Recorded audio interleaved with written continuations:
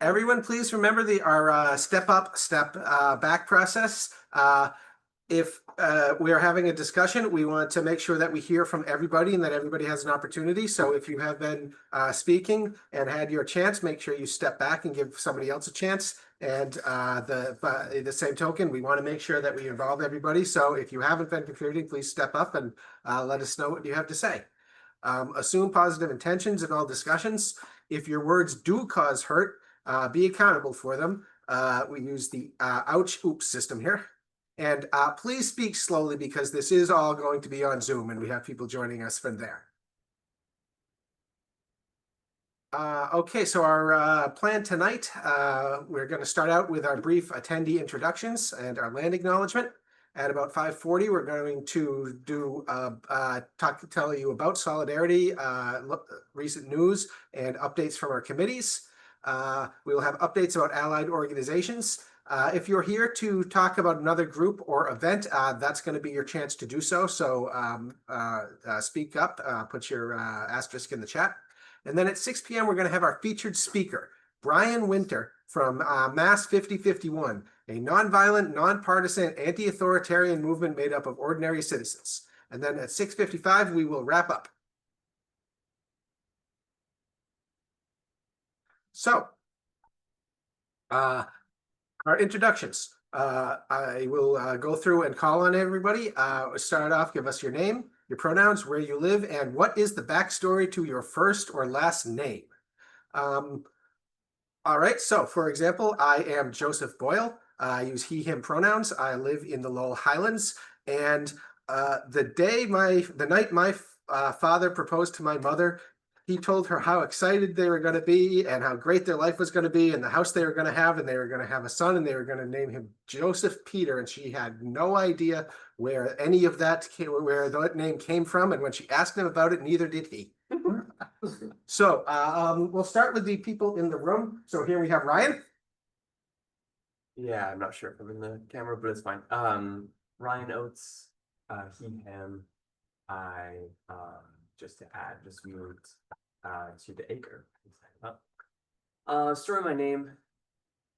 Well, the specifics of like my current name, I don't really know, but I do know there was a whole story about how my dad wanted to name me Elvis. Yeah. And so like all their friends were like writing little cards like dear baby Elvis, and you know, thankfully they stopped. Very nice name. Amy? Yeah, Amy Baranowski, she, her, hers. I also live in the acre, actually right across the street from where Ryan moved to. So my first name is a variation on my great grandmother, Amelia. Hi, I'm Kimberly Connors, and I'm here from MassCare, which is one of these affiliated organizations. I live in Maynard, she, her, and I'm named Kimberly, spelled like the dot. Oh. Chris. Chris Ackerman, lives in she, her, hers, live in downtown. Trying to figure out if I should take my first or last name, since everybody else took their first. Why don't I take my last? And not the Ackerman, but my maiden name, Turner, which none of you can pronounce or spell. But it goes way back. The area of Germany where my grandfather came from, and I've been there, so I know this to be true. Because when they heard my last name, they were all wondering why was I using the first name as a last name. It's in that particular region, it's a nickname for somebody named Anthony or Anton. And so way back in the day when people only had first or last names, and then they listed their father's last name, the first name as their last name, and that's how that came in there. My name is Ryan Hammond. My pronouns are he, him. I live in the acre in Lowell, and my first name was chosen because my father wanted to pick an Irish name after no one in his family had an overtly Irish name for decades after assimilation. My mother chose my middle name as Patrick without asking him, much to my father's chagrin, because his least favorite brother's middle name was Patrick. And she didn't know.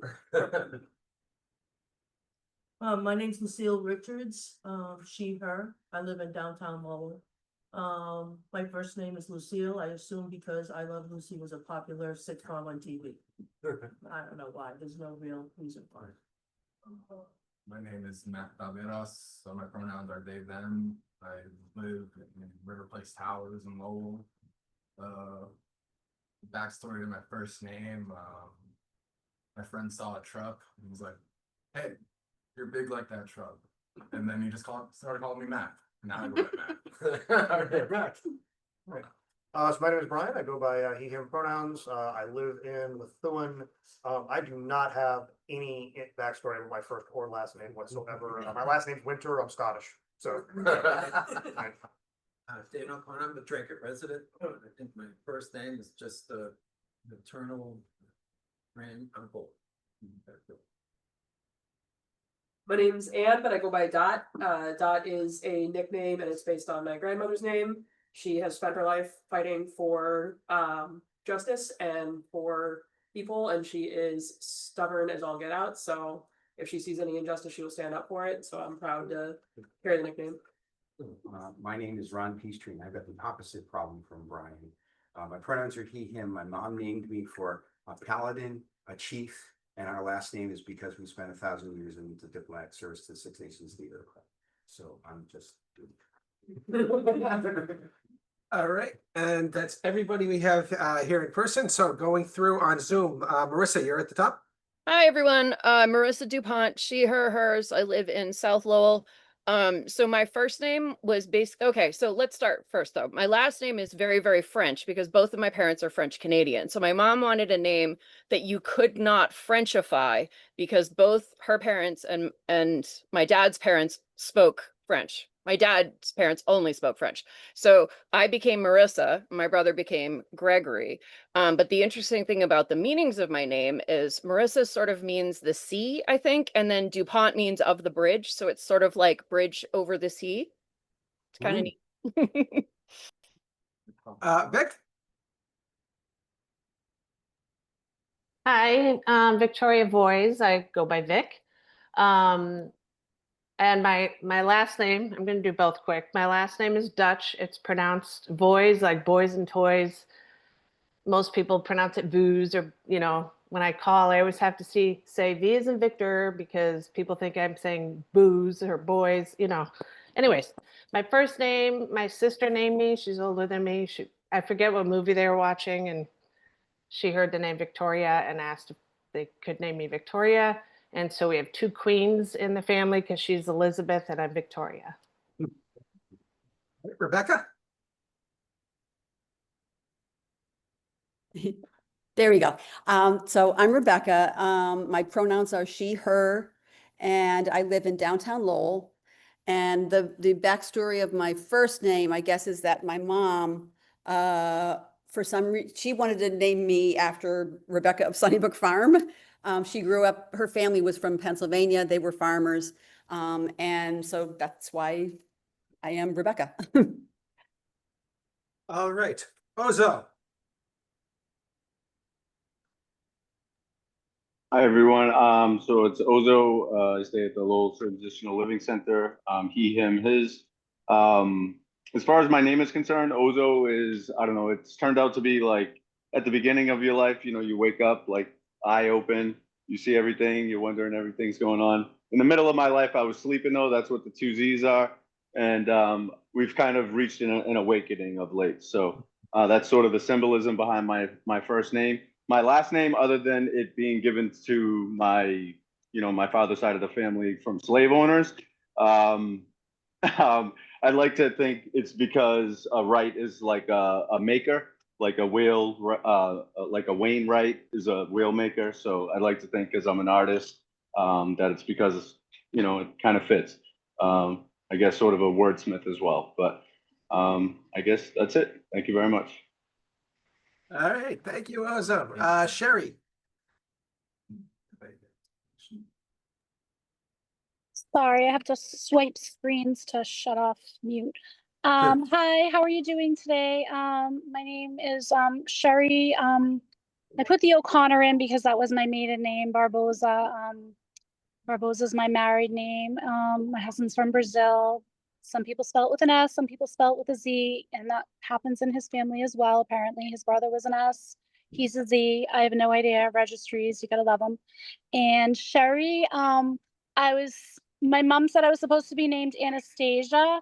And for me, that would have been one of the ugly stepsisters or whatever in Cinderella. So I would have really been insulted as a child and made fun of. But as an adult, I was like, that's really a cool name. But I am Sherry, as in Mon Chéri, which is dear. So I really kind of like that as well. So thank you. All right, and I believe Srivan is our last. You got a couple more after that, Joe. Oh, okay. Okay, hello everyone. My name's Rayvan. I'm living by Central, CEO her, and I try to figure out how my mother put my name in there, but maybe like Sray like mean like woman, so there's Rayvan like mean the golden woman. Yeah, that I'm the first like the elder or the half brother. Yeah, thank you. Caroline's next. Caroline? Hi everybody. Caroline Snow, she, her, hers. I am in Lowell, and the backstory of my first name is my father really liked it, and it's a family name. And as we did more research, we found that it was a woman who lived in the West long before real houses. So she was pretty cool. And that's it. All right, we have somebody here with a phone number. Well, Zoe's first. Go with Zoe first. Okay, Zoe. Thank you. Hi, everybody. My name is Zoe Kamara Janiku. My first name, I was named for my grandmother. First of all, my pronouns are she, her, hers.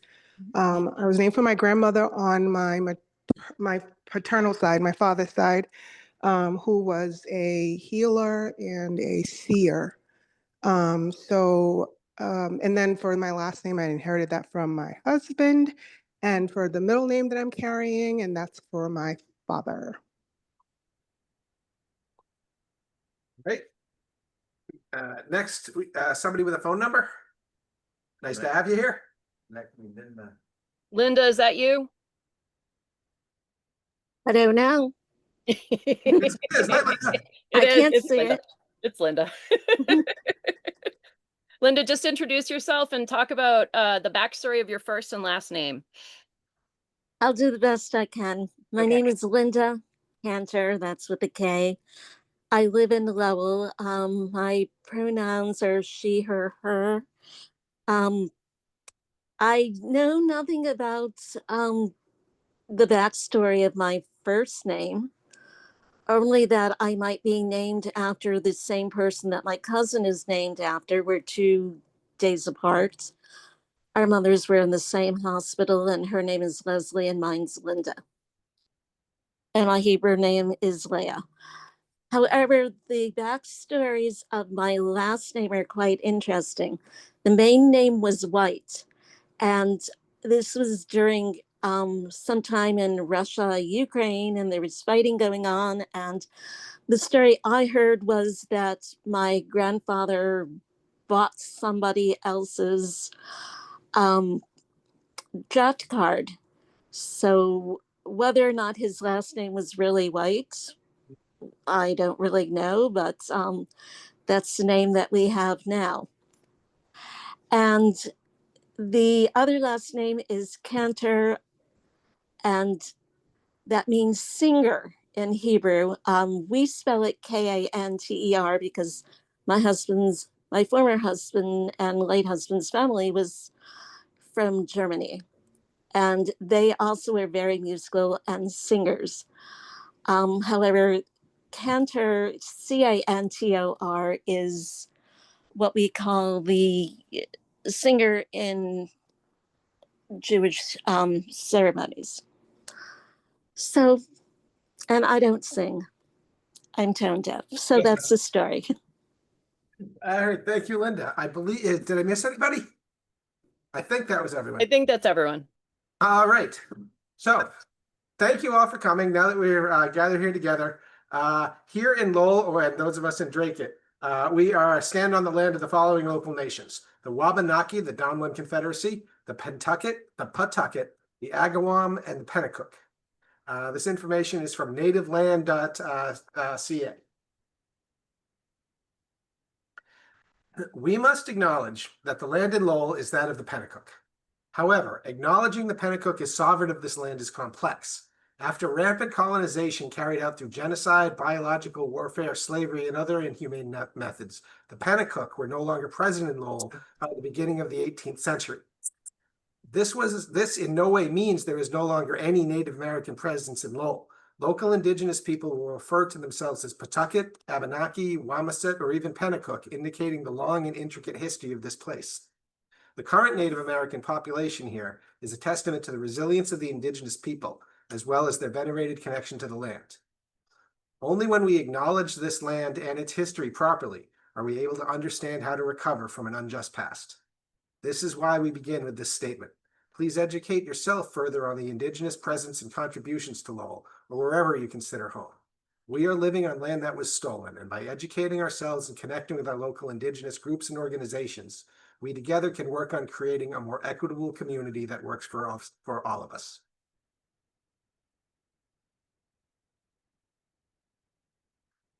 Thanks, Marissa. So, what is Solidarity Lowell for anybody who's joining us for the first time? Solidarity Lowell is a volunteer group of greater Lowell community members working towards social justice by defending the rights, dignity, and equality of all against hate and discrimination. We are a chapter of Progressive Mass and a Merrimack Valley Project affiliate. The Solidarity Lowell Coordinating Committee, wave everybody, is your elected team running the meetings, organizing events, disseminating relevant news, and sharing calls to action. The SLCC election was held in April. If you are interested in joining the Solidarity Lowell Coordinating Committee, contact us by email at contact@solidaritylowell.com. So, victories. Several Texas Democratic legislatures ripped up their agreements to leave the House floor only under police escort, and they will spend the night in the chamber to protest. Joining State Rep Nicole Colley, who has stayed in the chamber for more than 24 hours after deciding to decline the permission to leave slip to leave. Backers of the two LGBTQ ballot initiatives in Ohio got the green light to start conducting signatures. A federal judge blocked Donald Trump's attempt to replace the DC police chief with a federal official. And a U.S. district judge in Maryland ruled that the education department violated the law when it threatened to cut federal funding from educational institutions that continued with DEI initiatives. In addition, Oregon rejected the DOJ's request to share private voter data, citing concerns of unlawful use. Florida threatened schools to ban LGBTQ plus inclusive books, and parents are fighting back. ICE officers could face jail time under a bill in Michigan to ban masked police. And weekly vigils at the ICE Enforcement and Removals Office in Burlington have increased attendance, some sources reporting 500 plus. That is every Wednesday from 11 to 1 at the ICE building in Burlington. Does anybody else have any positive accomplishments and victories they want to share? I want to add two things to something that was mentioned. Ron? The weekly vigils at ICE, we've had the lawyers there come out and tell us that the work we have done there has made a difference that they have seen in the courtroom because we've been there. So we've had positive feedback. It matters. And the trick that Gavin Newsom has come up with is becoming a blueprint for the entire country to fight back against the attempt to even more extreme right-wing gerrymander. And if that works, we're going to have a neutralization method for some of their worst behavior. All right. Pam,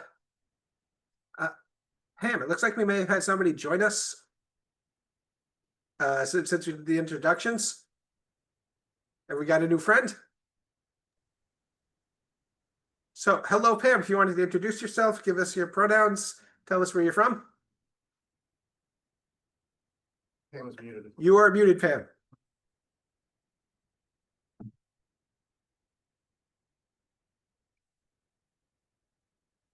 I thought it did. Sorry. Hey, phone Zoom. Phone's tricky. My pronouns are she, her. I'm from Woburn. I'm a regular at the ICE protests and other protests. I may have given some of you a button that says ashamed of Trump.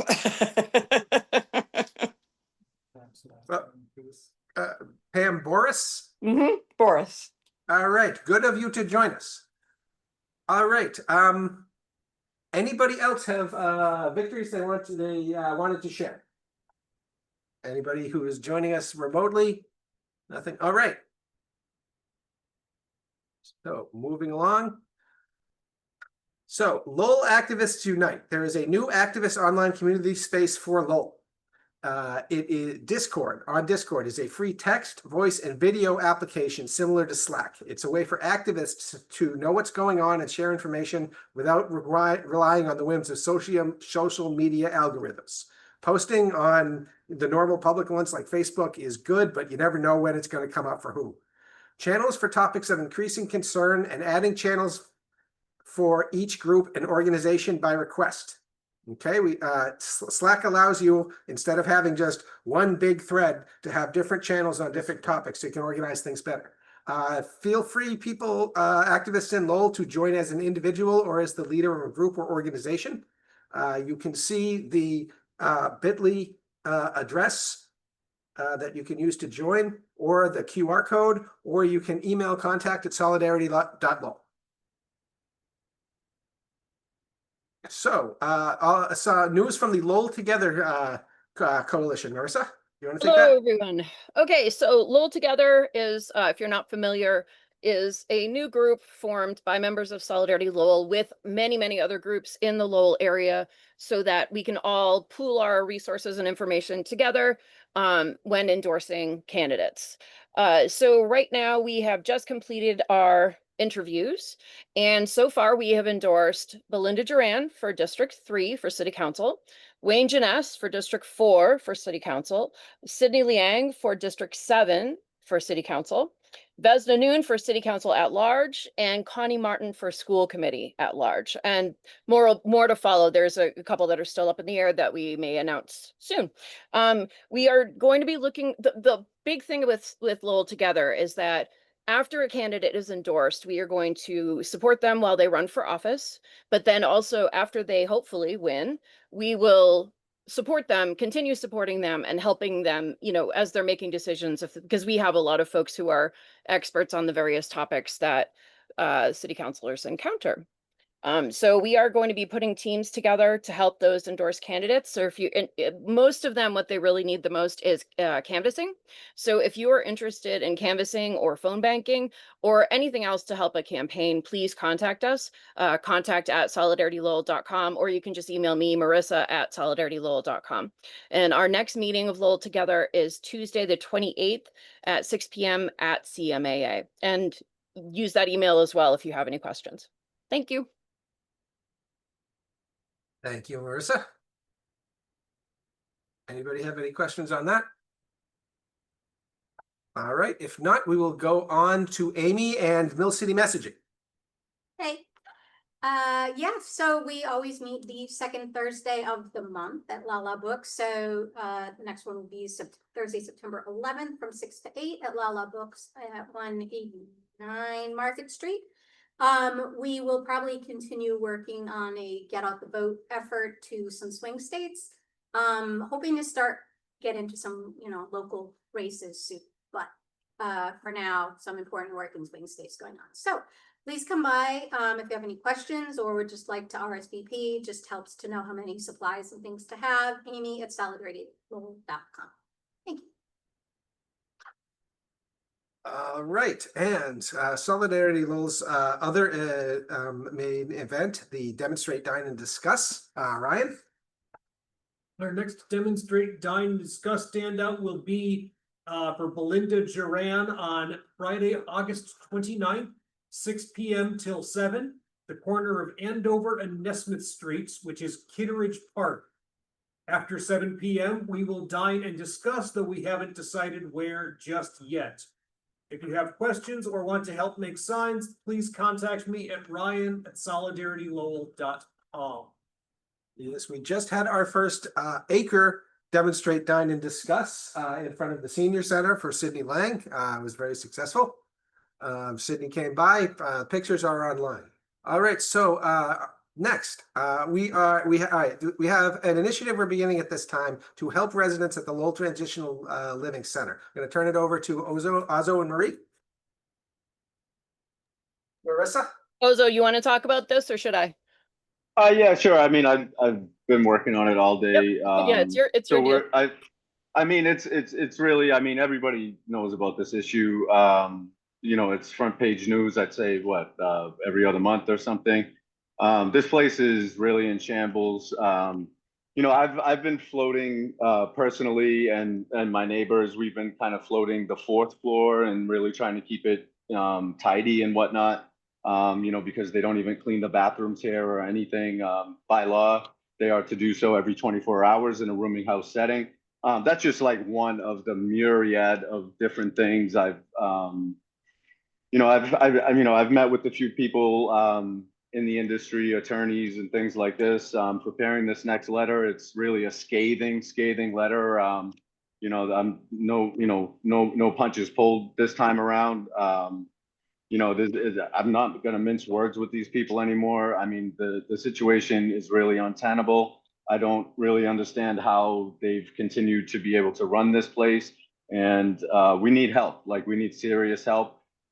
This is, and I'll be honest. I mean, I thought by now, with all of not necessarily my activism, but my sports, the art, so on and so forth, I thought maybe I would have made it through my unemployment and kind of accumulated some money. So I left myself at a deficit, kind of floating this operation for a little while. It's not extremely costly, but I didn't have very much income to begin with. Now I have zero income, and we're making it work, but we definitely need some help. So any help would be greatly appreciated. Thank you very much, Marissa, for putting this together. Indivisible Lowell has been fantastic with this. I highly recommend all of you join that thread as well. So thanks again. And you know, I'll have further updates. I'm also working with Lowell Llama on like an art show slash like just celebration, but an informative session as well coming up. I think about mid October, I believe we agreed on. So thank you very much for your time again, and look forward to working with you guys on not only this, but all the important work that we all have gathered here today and always do. You know, it's really an unfortunate situation right now all around, but we really need your help and have needed it for a long time, and we're not getting it from elected officials. And I could just go down the list. We're at a deficit down here, so any help would be appreciated. Thanks again. Marissa, did we still want to ask about a Costco membership? We found one. Oh, we found one. Oh, I have one too. Oh, awesome. I have one too. I have no problem talking with you after the fact. This, Okay, like, my awesome. heart is like hurting right now because I've known this, and like, if I don't want to speak out of turn, but like, I just talked with Mara Fitzpatrick like a week ago trying to get someone in. And they're like, well, have you been in there? Have you slept there? And I said, have you slept there? Yeah. I said, I've been in there and it's not pretty. And that's just in the kitchen that people are allowed to go into. And also I was looking through our ARPA papers, and it says that there's supposed to be like a new bathroom put in down there. Was there ever a new bathroom put in? I was just going through everything that ARPA, because there's actually no actual money broken down, as you know.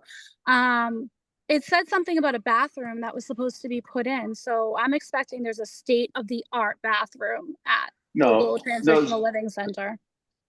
See, what they do is they'll make these cosmetic repairs, and it looks even more like an institution now than a home. But they do these things, and now the bathrooms that they have installed, like the heater is way up in the bathroom, so you can't even reach it to turn it on in the winter, and even when it's on, it doesn't radiate throughout the place. Also, the showers leak incessantly, so we have to mop it up literally after every single shower. So just faulty work all around, just idiotic things being done. Like they installed cameras and then they installed doors around the cameras so you couldn't see. So they do all kinds of like really weird stuff. Like I outlined it, and perhaps I can figure out a way to share it with the entire group. I have no problem doing that. That'd be awesome. The more it's publicized, the better. I mean, it's absolutely insane. You'd be shocked at the list that I've compiled. So your concern is greatly appreciated. But they do these things, and they spend that money like on like paving for the parking lot and things like this. Fire escapes and fire doors, I understand is needed, but like it's not getting to the people, like and helping the people. It's just kind of, I don't No. know if they're preparing to try to sell the building or something. That's what it seems like. It's just all sort of cosmetic type stuff. But I've used up enough time. Thanks again. Thank Okay. Moving on. All right, the Rise Coalition. Caroline? Hi all. We at various groups in Lowell that are direct service providers have come together and resurrected the Rise Coalition. It stands for Refugees and Immigrants Support and Empowerment, emphasis on all of those words. So it is working with direct service providers on what their people need now. So on that note, we are doing two things. We are doing a poster distribution. Thank you to Mary Hart and the Art Collective for coming up with these absolutely beautiful, beautiful posters.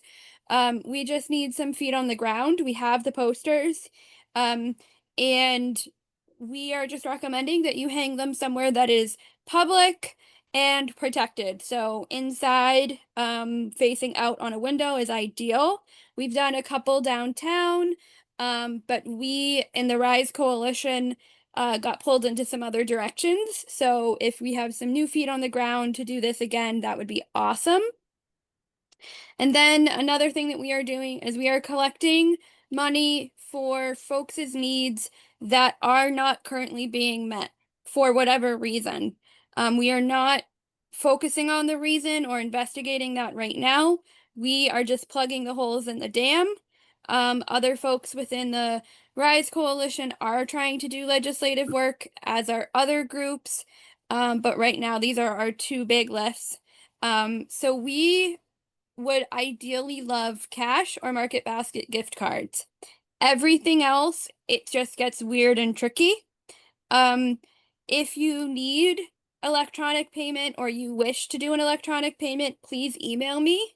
I have a way around some of the bureaucracy with electronic paymenting that I am working on, but will not be sharing due to this being recorded. So those are those two big pieces. Our rapid response team is still working in the background. Luckily, they are not as out and about as much as they were in June and July, but they are still working mainly on stabilizing folks who either were affected by ICE raids or are at risk for whatever reason or feel like they're at risk. And then again, highlighting the rally at the Burlington offices that I know someone spoke of earlier, but we do encourage folks to attend, and some of our Rise partners go as their days allow. So that is just very quickly an overview of the Rise Coalition. We are, as always, looking for more feet on the ground and board members. So either one of those two would be awesome. Anybody that has experience or no experience. There's room for everybody in this. But again, it is just focused on centering the most vulnerable and plugging the needs that they have now. And my contact information is the second one. Nancy Cohn is the board chair. and she works for Lowell Alliance, which is part of YWCA. All right. That's it for me. Thank you. Thank you. Okay, the loose hotline. If you see ICE in your community, if you suspect ICE, DHS, FBI, or federal agents or unidentified suspicious activity is going on in your community, or if you've witnessed or had personal contact with any of the above, call the loose hotline. Their information is up there, 617-370-5023. Spread this graphic around. Save the number in your phone. The hotline operates from 5 a.m. to 9 p.m. every day. If you're interested in volunteering for the hotline or becoming an ICE verifier, visit loosemass.org. So, upcoming Solidarity events. Let's Talk Lowell, August 28th, 6 p.m. On Lowell Telecommunications Corp, LTC, on Market Street downtown. The festival Carabeno, August 31st at JFK Plaza. The Gurjar Indian Heritage Fest is Saturday, September 6th from noon to 6 p.m. at Heritage State Park, 160 Pawtucket Boulevard. The Lowell Democratic City Committee meeting will be September 15th at 7 p.m. at LTC this time. No longer in the terrifying basement in Centerville. The Make Billionaires Pay March will be on September 20th. Location apparently to be determined. And Open Streets Lowell is on October 4th in downtown Lowell. All right, so view all the events on our website, solidaritylowell.com/home/events. So allied groups and announcements. This is the opportunity for any other groups here to share any important information and upcoming events from other groups that you're involved in. So do we have anybody? Any news? Start us off. Do you want me to go up there or just, how do you guys? Whatever you think, sit or stand so people can see you. Yeah, that'd be great. Hi, I'm Kimberly Connors. I'm the Executive Director of Mass Care. We are the Single Payer Campaign of Massachusetts. We are one of the progressive mass bills. Number 6, we're just off the top 5. And there's my information. I last came when we first submitted the bill to the legislature.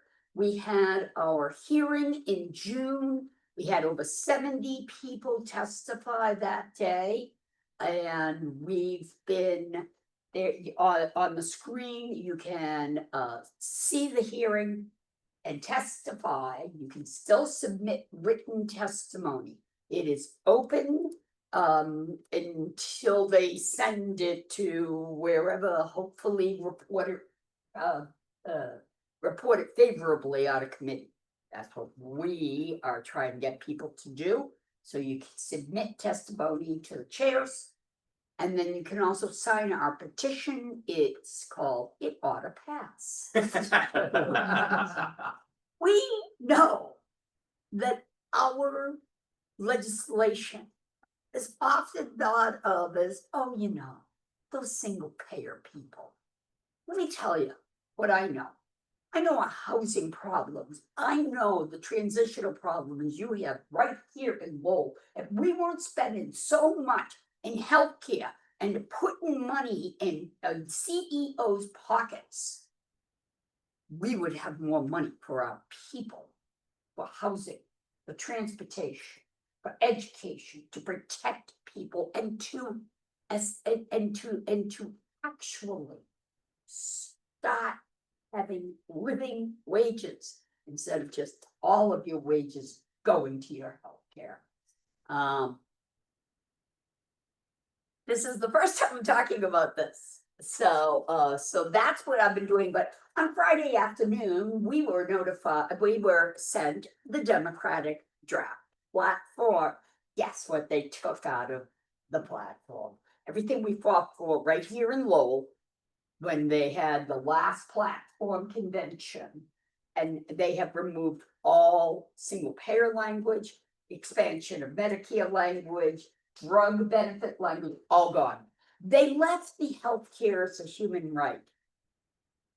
It was nice of them, but without any actual, teeth. You will hear more about this, I'm sure. I'm the first one. What I'm looking for, Ron, How many people in this room besides myself are voting delegates how many? at the is there anyone Massachusetts else? Democratic State Convention that's coming up? Nobody? Really? You're a Okay. delegate for So- Springfield? Excellent. So So I we can have. cause some trouble for you. We are, I'm gonna be leaving here to coordinate with Our Revolution and Act on Mass. The three groups will be, there's more than that. They gutted an awful lot of stuff from the platform. When you read the differences, check out Jonathan Cohn's he had posts from the other day. However, he left out the healthcare section. And so they gutted it across the board. It reads as if a pat on the back to Massachusetts, and we have so much work to do, and we all know that. We're not afraid of the hard work. For goodness sakes, they call us what they call us for a reason. Can I answer any questions about the legislation, Brian? Caroline has her hand up. Okay. Yeah, so the ask right now for legislators is that they put pressure to pass the bill favorably out of committee, is that right? Correct. There are three asks. One, testify yourselves. You can submit written testimony. Two, contact your legislator to become a co-sponsor. Both Vana and Tara already are. But Ed King is not. Ed Kenny is not. I'd love to get a constituent meeting with you guys going. I would be happy to attend Breakfast, that lunch, or with dinner, you whatever guys. works for you. Yep. And Rodney Elliott? Huh? And Rodney Elliott, our third rep? I don't think, I don't know. I think so. Rodney has that for it. Is, and sorry if this is in the weeds, but That's okay. are legislators still able to co-sponsor at this point in time? They can literally co-sponsor till the last day of the session. Really? Yep. Okay. Even if it gets sent to study through death, they can still co-sponsor. Yep. Caroline? I'm waiting for allied updates. Oh, okay, sorry. No worries. You said three asks? If you're a delegate, to sign up to become a single payer dedicated delegate as we coordinate our strategy with the other progressive groups. And I'm going to leave all this for you guys to table with and really appreciate all the wonderful, this is a fact sheet from Senator Jamie Eldridge, our Senate. And okay, thank you so much. I appreciate your giving me the time to talk. Okay. Does anybody have any more questions on this, on the Medicare for All activism?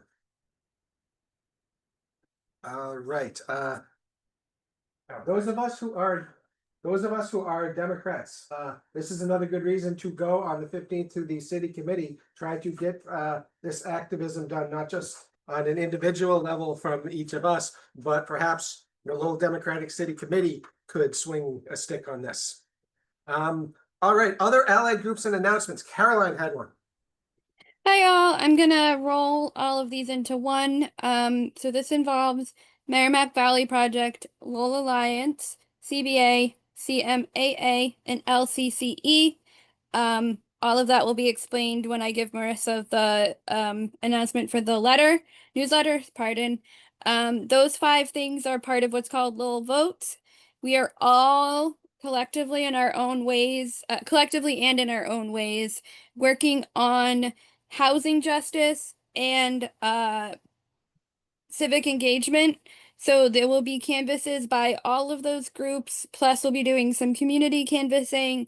And if you're looking for ways to move and be part of the movement in person in a nonpartisan way, feel free to reach out. I'll also put my email again in the chat. Julio's email is in the chat. So that will be all happening right up until November and the city election. Just a shout out that we do have a primary in some districts. So if you are in those districts, please, please, please remind your neighbors, yes, you have to vote twice. Thank you. Thank you, Carolyn. All right, Ryan? Yeah, I just have been thinking a lot about city council races right now, and like how important it is to, you know, if we want to get good things passed, like you have to get the right people in. So like, you know, any opportunity to reach out to those candidates that were mentioned before, I think would be a great thing to do. It's especially like door knocking, canvassing, like I feel like that's kind of the biggest thing we could be doing right now to try and at least in city politics, you know, move things forward. Which was a thought that. Okay. Anybody else here or online who had news updates from any other groups?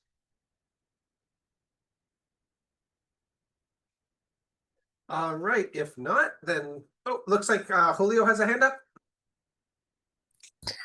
Hey, all, sorry for jumping on the call late, but I'm Julio Mejia, the executive director at Merrimack Valley Project, and we are a grassroots community organization focused on uniting faith, labor, community leaders, and groups across the Merrimack Valley around social justice campaigns.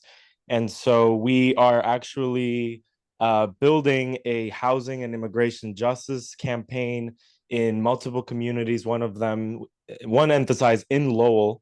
So those of you that want to get involved or want to get connected to our organizing team, please reach out to me. I included my email in the chat, and Caroline shared a little bit of our civic engagement work, which we do year round.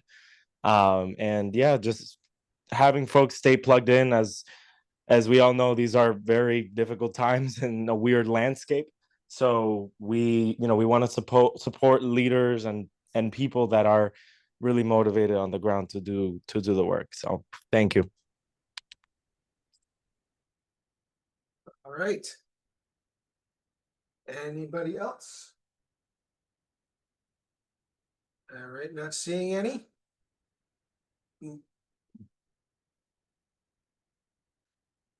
All right, our speaker today is Bryan Winter from Mass 5051.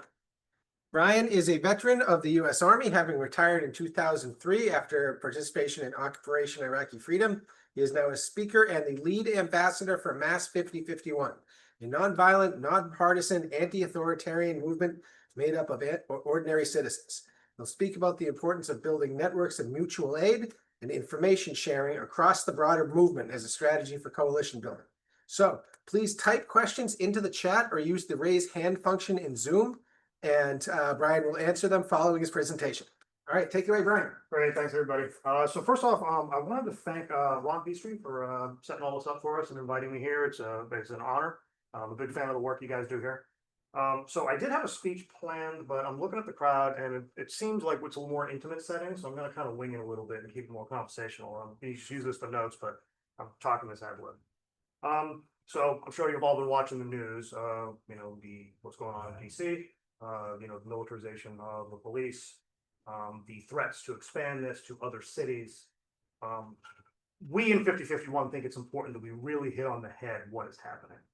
And what this is fundamentally is an authoritarian takeover of our government meant to oppress all of us. Okay.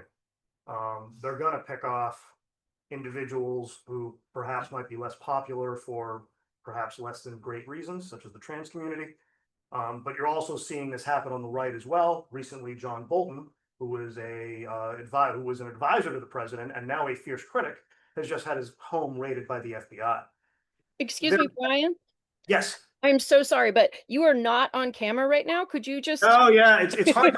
I can't see both the human. Perfect. There you are. You know what I can do? I can talk to the camera, but I can see everybody. So I'll stay on the side and that Oh, one. yeah, I can remove the spotlight if you. I'm blocking you guys. I like to see people, sorry. There you go. Now you can see us too. All right, now you can see us. That's fantastic. All right. Yeah, look at- You speak from here, I think, to the, you're right smack, you're right smack in the middle of everything if you stand right about. Okay, yeah. I just want to block any other humans, so.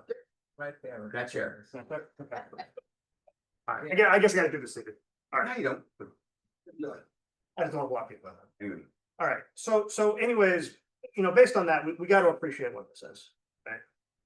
And so what we are in 5051 is we are narrowly focused, like a laser on authoritarian overreach. And our theory of the case is that we need to accumulate mass and we need to accumulate mass quickly.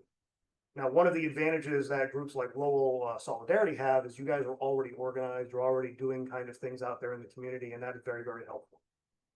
What we would like to do and what we're trying to do, which is why we're here, is to start to network all of these groups together, not just in the Lowell area, but across the state entirely.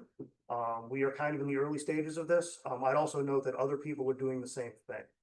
And hopefully, we can network all of these groups together, accumulate the mass that we need, and then go on political offense, where we're talking about some form of mass mobilization.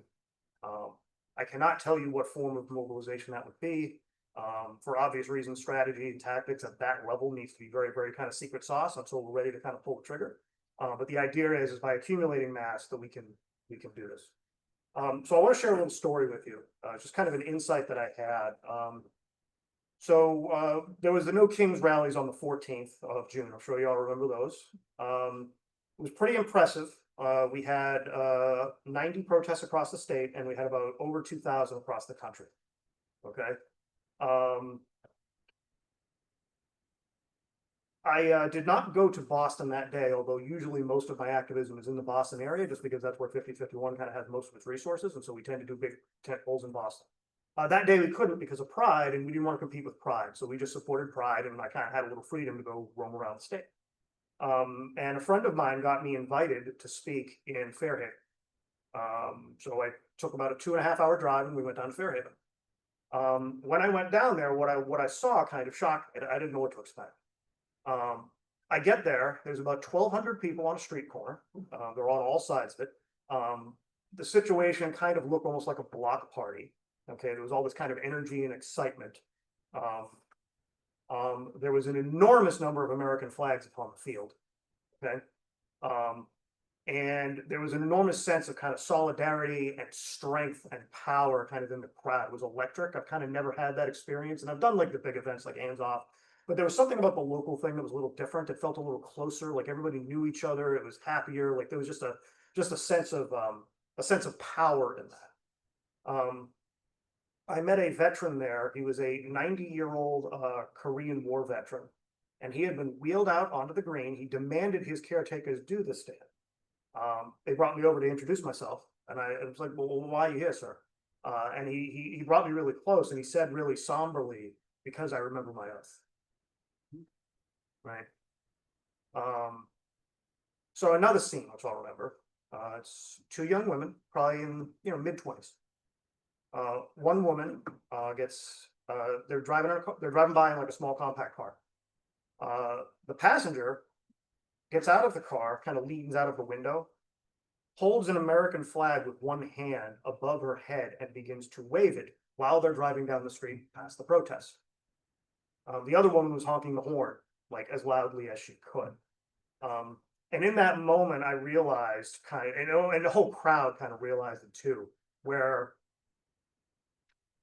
what we need to do to win fundamentally, and this is sort of 50-51 sort of role in all this, is that we need to go on offense, and you go on offense by reclaiming patriotism and making it ours.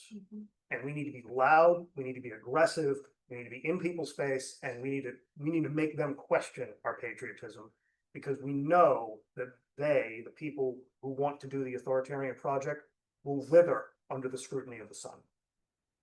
And in that moment, I sort of realized that, like she held it aloft like a battle standard of the Republic. So that is something I'll remember for the rest of my life, even though it was this humble event. The other thing to take away from this is I appreciated then at that moment that actually local organizing is how we're going to do this thing. I believe the local organizer is actually the most important person in the movement. These folk aren't getting a lot of attention, so we're trying to get out here and talk to the local organizers and try to figure out how to wire this thing together. And it's a lot of work, and you got to find people, and it's just hard to get into the rooms.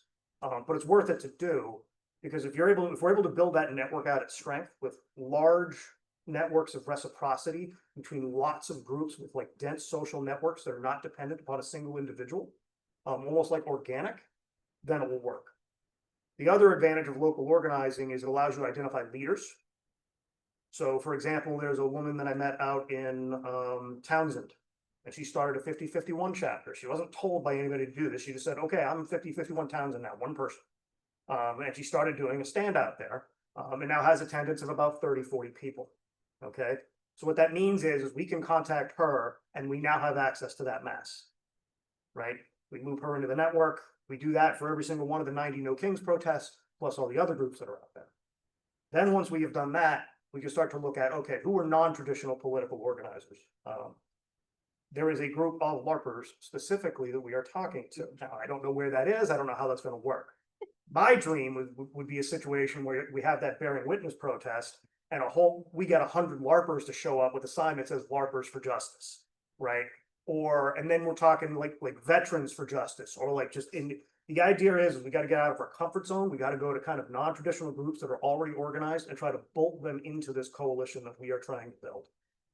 Now, what I suggest here is quite ambitious, and I don't even know if we 50-51 are the people to execute on it. But at the end of the day, holding the administration to account is all we care about. And if we can figure out how to do this collectively, we will win. And so with that, I want to open up for questions. So, yes, Victoria. Am I saying that right? Yes, yes. Okay. Hi there. First of all, thank you for your service. I'm an Army brat here. My dad retired Lieutenant Colonel after 20 years.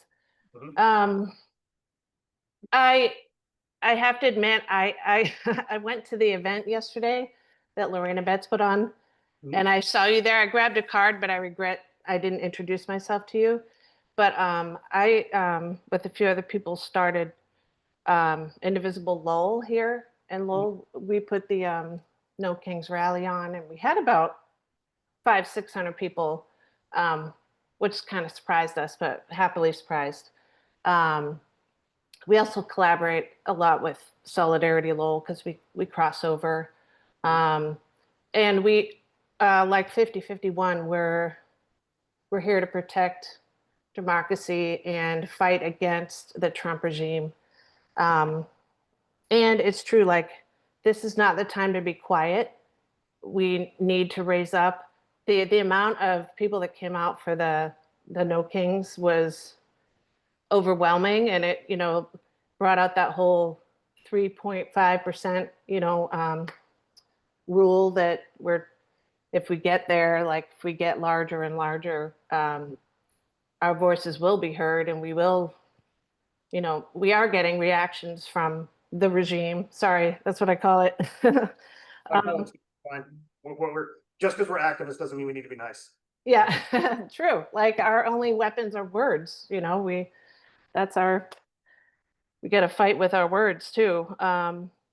And courage is contagious. I believe it's, I struggle. I think everybody in my group struggles. Sometimes I feel like I'm a lone man in my group right now, but basically to make things to shorten my rest of my speech here, I'm speaking as Indivisible Lowell. We'd love to work with 50-51. I'm so glad Solidarity Lowell had you come speak. And I'm sorry I didn't introduce myself yesterday, but we'd love to work with you in the future. Yeah, it was a busy day, and it's not a problem, and we can talk later. I don't have any business cards. I couldn't give you one through the internet, but we'll have my info posted. Yeah, we got the generic cards. I actually ran out on my own, but thank you. Right. We have a card, so you can look at it. Actually, I did pick one up yesterday. Yeah. Well, but thank you. Yeah, and we'd love to chat. So I am looking to speak to one-on-one, just have like a one-on-one consult with pretty much every organizer of any size at all. So if anybody who's interested, reach out to me or Dot, and we will set something up. So That's a great thing about Solidarity Lowell is they bring so many groups together. It's, you know, we have power in numbers now. yeah, well, yeah, the great thing about Solidarity Lowell is we thought about building this thing like a month ago, and then we found out about like Merrimack Valley Project and Solidarity Lowell, and we're like, oh, look, all this stuff, all this infrastructure kind of already exists. So that's great. All right. Did I see any other hands? Did Srayvon have a question? Trayvon was applauding. Okay, never mind. Anybody online who has any? Do you have a question? I do, a question or a comment, actually. So, I like the monthly big protest, right? Cause they get a lot of publicity about that, a lot of people attend. But I also like the recurring protests like Burlington, right? 11 to 1, every Wednesday, it's on my calendar, I show up. Wells, Maine, I have a place up there. Every Saturday at 1 o'clock, I show up, and it's that consistency as opposed to always going on the 51, website and checking where they are. So if there was something in this area that was a little bit more, and I don't know, there may already be some, and I'm just not aware of it. But if there was something like, hey, every Saturday in Drake at this place, I mean, Wells gets about 35 people, every week. I know bearing witness, in Burlington, obviously, Sure. and hundreds at this point. Yeah, that's the big one. It's a big one. It's drawing in people. Right. So it's so topical. But I think, just from planning my scheduling, it's nice to have that consistent place and someone's gonna show up to that spot. So that's just my 2 cents put into that. Yeah, so we're all kind of experimenting in this new era, right? And we're not all 100% sure what works. And so everybody's kind of trying different things. What I observed about the standouts and what I like about the standouts is that they're relatively low effort. I mean, still for the organizers, it's a lot of work, but compared to like the big events, like it's actually not that much effort. It's locally organized, it's conveniently located. Your grandma can show up, your kids can show up, your dog can show up. There's open space, and also too, those events are actually fantastic for networking, and networking is really important. So we need to be able to draw people into the movement who might not traditionally be parts of movements. Okay. So I'm here right now, and I like to open with this just so people understand what we're trying to do in 50-51 with the big tent. I am politically sort of like a right to center, like, kind of squishy Republican. Okay. The reason I am doing this is because I believe fundamentally that Donald Trump represents absolute fascism and imperialism at its absolute worst, and it must be opposed with every human being and every fiber of the people. Right? However, there is many cultural divides in the country. There's the racial divide, which we all know about, but there's also just a cultural divide. There's the working class and upper middle class liberal divide. Like these are different groups of folk that have different cultures. There's the gender divide. There's the identity divide, and there's so many of these that we have to be able to successfully navigate them. The Republican Party, interestingly enough, has exactly one litmus test, which is whether you're loyal to Trump. Like there are environmentalists on that side because they're willing to be loyal to Trump, right? There are conservative environmentalists who are willing to do this because they don't have a litmus test. They don't actually require that. I would argue that we actually need the opposite litmus test so we can take up the rest of the ballast in opposition. That's going to be a tough argument to make. It's going to require a lot of hard conversation between people with differing sort of mindsets and viewpoints. But this is the kind of work we need to do now. The advantage of the stand-ups is it lets you do that work. And it's a relatively safe environment. It's not this chaos with like 20,000 people in Boston and you're worried about parking. It's going to be like, you and 30 of your friends and somebody you just met walking down the street. And maybe you see a guy with a MAGA hat and he walks by. He's not going to be threatened by 30 people and he might stop to talk. That's always possible. Right. And we have to be able to do that now so we can get the numbers that we need. Right. Go ahead. You go. All right. Can I ask you an abstract, messy question? Yes. I love those. How can we embrace patriotism without falling into nationalism? And how can we establish a kind of love of country without papering over our problems and our struggles? That is a great question. There's a lot of different ways to square this circle. Everybody has their own perspective on how to do it. Here's what I do know. I do know that when this thing started, there wasn't a lot of American flags out in the field on the protests. And now there is a ton. So I think what is happening is people are beginning to appreciate kind of organically, oh, wait, the flag's a shield, right? The flag's a rallying symbol. Like, you don't have to accept everything the country has ever done to accept the kind of principles that the flag was meant to embody, which I would roughly say is something like rule of law, human dignity, and consent of the governed, right? That these three principles fundamentally unite the opposition. There are obviously going to be differences of opinions on certain sort of like nuances of policy, because policy is hard. You know, politics is in prose and governing is policy, right? And these are different things. And we need to land the prose first before we even get to the policy. Like, we have to win. And so what's the prose we're going to use? And I think the flag encapsulates that, and we're kind of seeing that as people kind of get more comfortable with that type of language. There is a difference between nationalism and patriotism, because nationalism is, you know, my country's perfect and like we're the best and we're awesome. But that's not love of country, that's jingoism, right? Love of country is saying, I love the ideals and principles for which this nation was founded. And although it has never lived up to them completely, that those principles still matter and they are still worth defending. And we're gonna hold them accountable to try and live up to it. Yes. That's patriotism. So I hope that answers. Yeah. I'd just like to comment one thing, more than the flag, and I'm surprised they haven't co-opted it, is the Statue of Liberty. When you think about change the base of it. that poem, is beautiful, and the image, I think of what images do we see on the 4th of July when everybody seems to be going to the fireworks, family event, lots of red, white, and blue, and the political parties pretty much don't enter into it. But I can't think of another image except beside the flag. There is statue. There is a lot of people that wear like the Statue of Liberty costumes, like the cosplay stuff. Oh, yeah. But just an aside here, and this is also kind of like a strategic observation by the way. So it's not just like me like liking the cosplay element. I actually think like this is one thing that MAGA got right that we maybe haven't figured out, is this idea of like embracing the festive.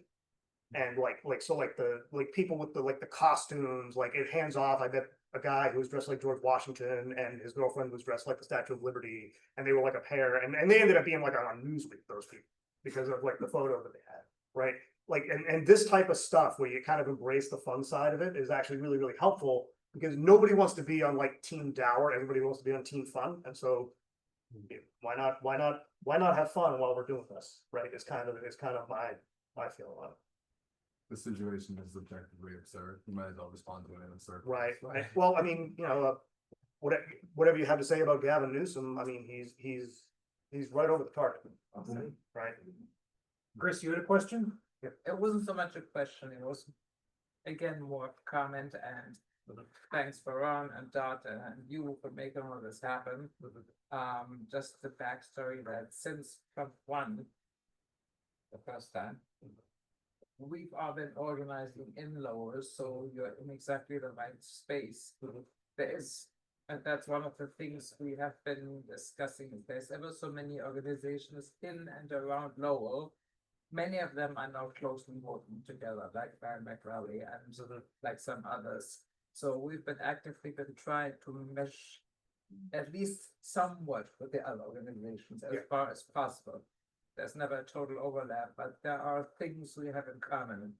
So we're very happy that you guys want to get in here and we can all figure it out together.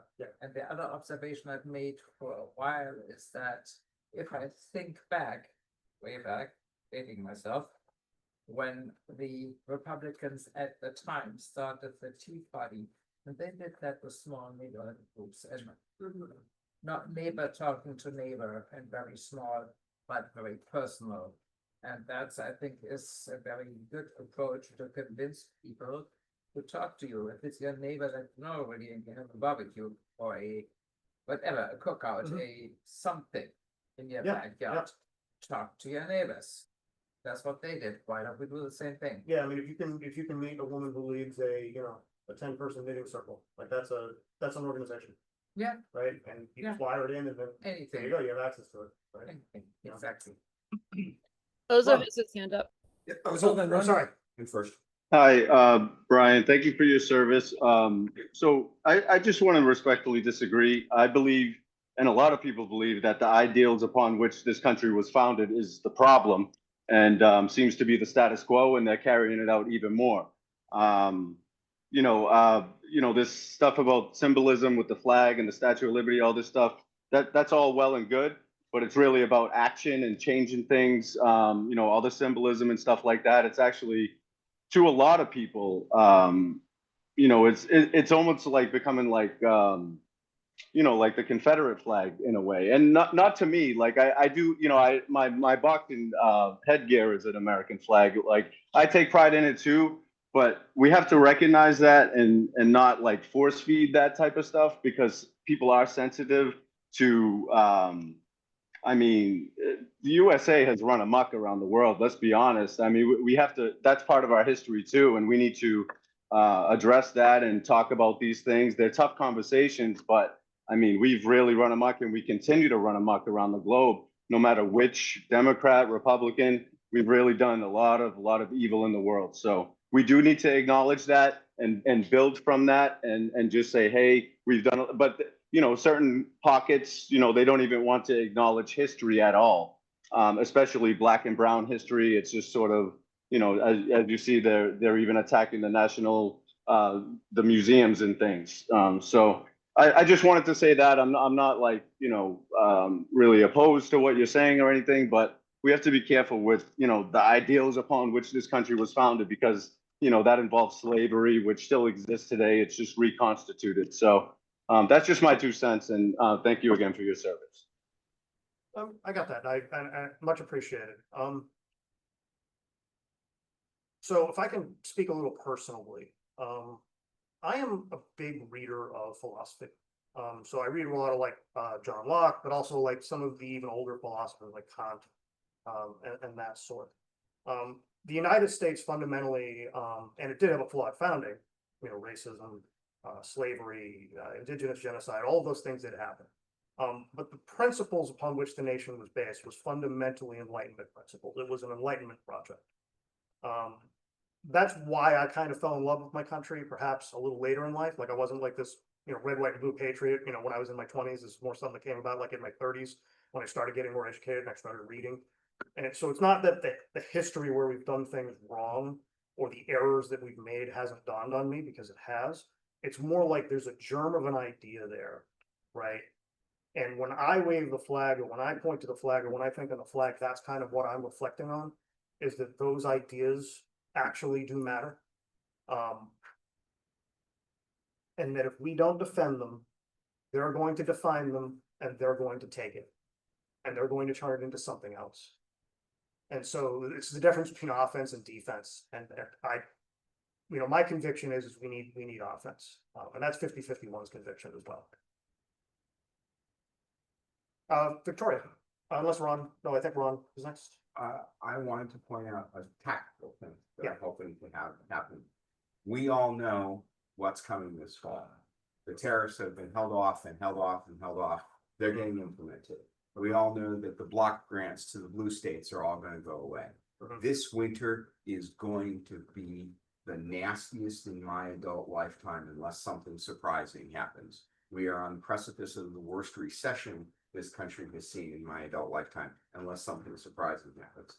For the people in the lower 1/2, in particular, people in the lowest 1/3 of the socioeconomic ladder, things are going to get really ugly. And one of the things I'm hoping by 50-51, helping all of us work together as groups, we will be able to coordinate our resources and help people who truly need them when they need them the most.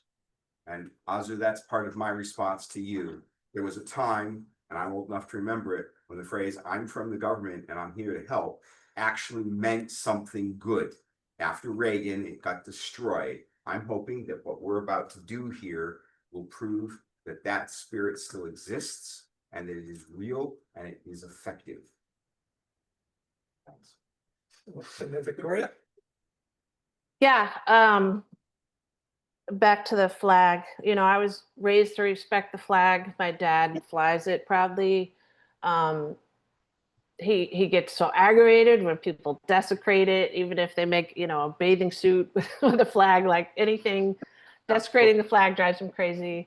But it's so frustrating that they have taken over the flag when they are the opposite of patriots.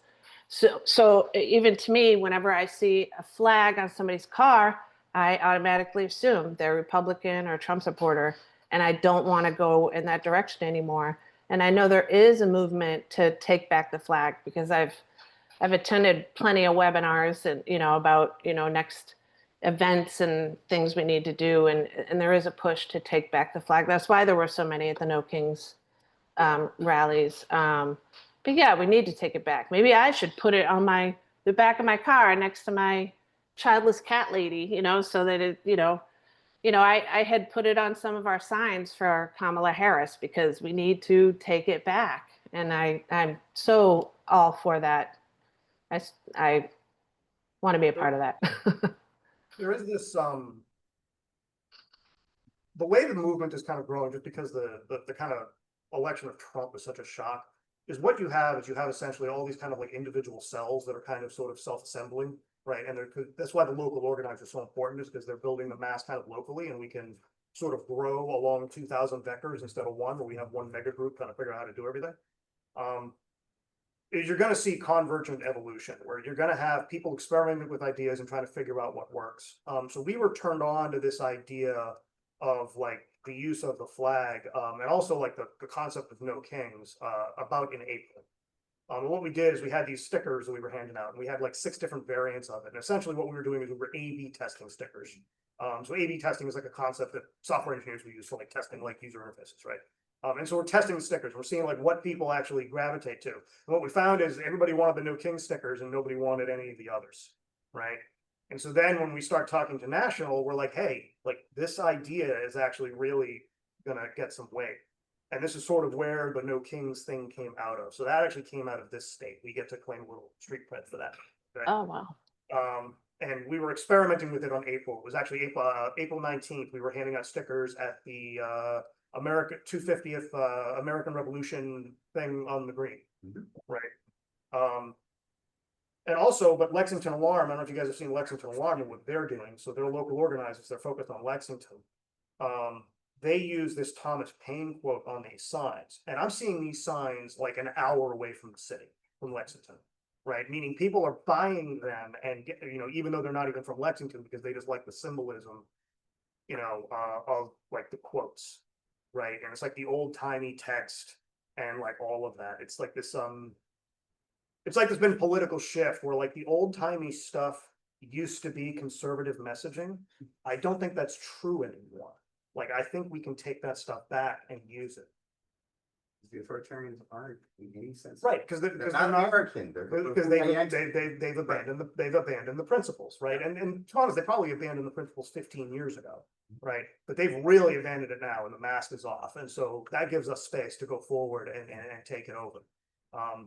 Now, we don't need everybody on board with everything we do as far as like message goes. I mean, we're a dynamic, diverse movement. We're kind of staking out that nonpartisan terrain because we want to kind of expand the tent to get more bodies. And we also want to be able to communicate and be friendly with everybody and not make any enemies, because it's really important to grow the movement. But if individual groups don't feel comfortable with that, that's okay. I mean, like, we're all in this together. We got to beat this guy. Whatever we can do to get everybody across the line and into the fight against this thing, I'm all for it, right? Like, there's not going to be one mega strategy to rule them all. That isn't how this is going to go.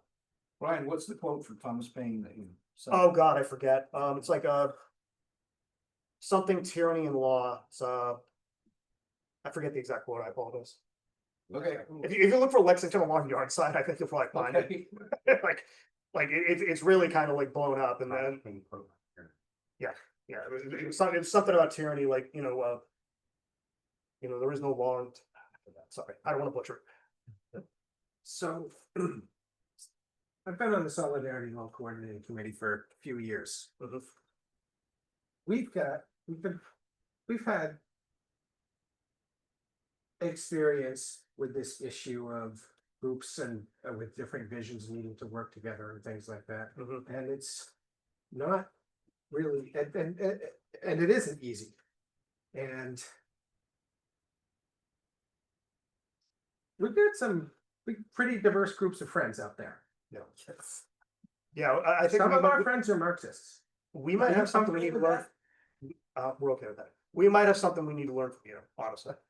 And, you know, I want to be honest too about where we're coming from. You know, most of us are actually pretty new to the space and we just kind of, you know, we call it like lightning in a bottle. Like it's just kind of like we had the right message at the right time and we kind of captured it and we were able to do something with it. You know, but at the end of the day, you know, we have got to build this thing as big as possible and as powerful as possible, and it needs to be aggressive. And so we want your help fundamentally to figure out how to do that. I was not bragging about our success. I was commiserating about the difficulty. Okay, fair enough. Fair enough.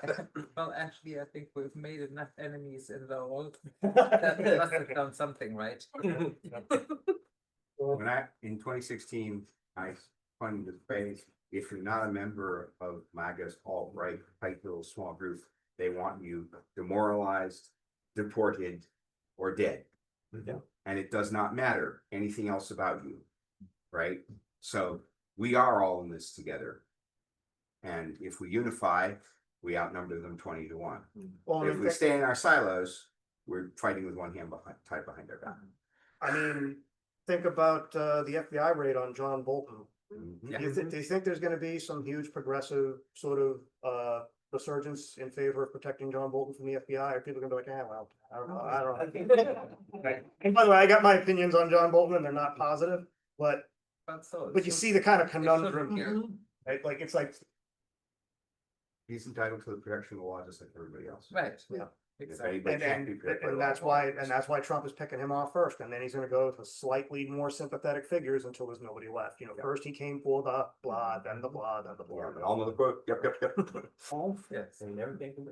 Right here, remembers the Vietnam protests and how it grew. And significant moments was when the labor movement joined the anti-war, and then when the Vietnam Veterans Against the War. Yep. That shut it all down, essentially. Yeah.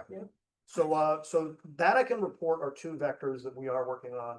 So I'm talking with a group called FAFO, which is Fight Against Fascism. It's also an acronym for something else. And that is a military families here that we know what it stands for. That is a vets run group.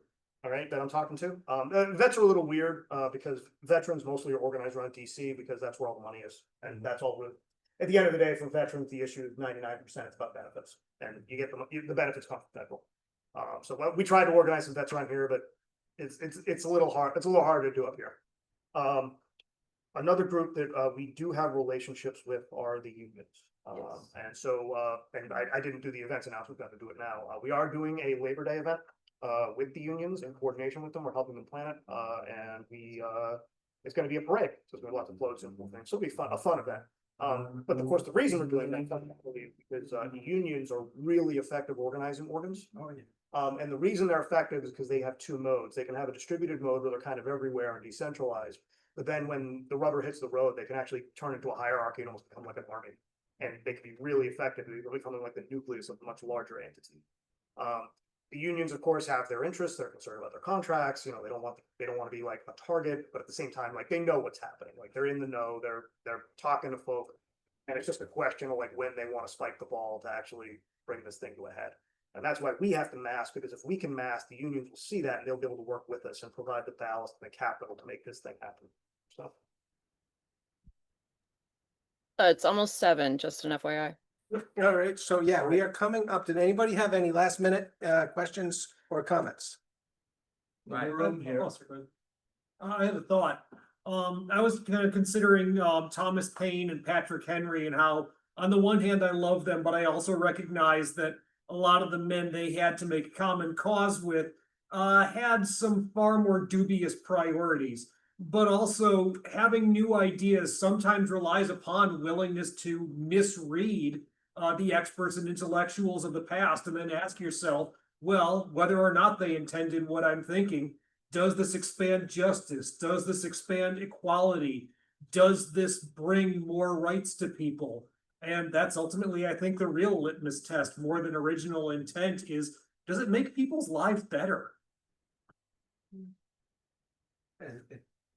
if I get put up my own hand, make one last comment on this topic about of patriotism and how can progressives, how can radicals be part of be brought into a movement like that? I would suggest you look at the Reconstruction era as an example of when radicalism and American patriotism were together. And there might be some lessons there. All right, it's good advice. I've got to do this in 6 months, and I can't fix America in 6 months. So.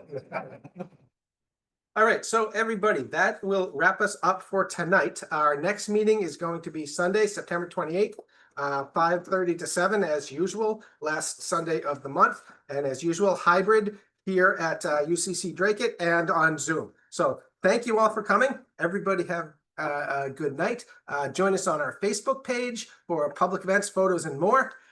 Join the Facebook group to participate in the discussion and our group stuff. Visit our website, our Instagram, our Blue Sky, our Twitter, and our Threads, and watch our meeting recordings on YouTube. Thank you for attending, everybody.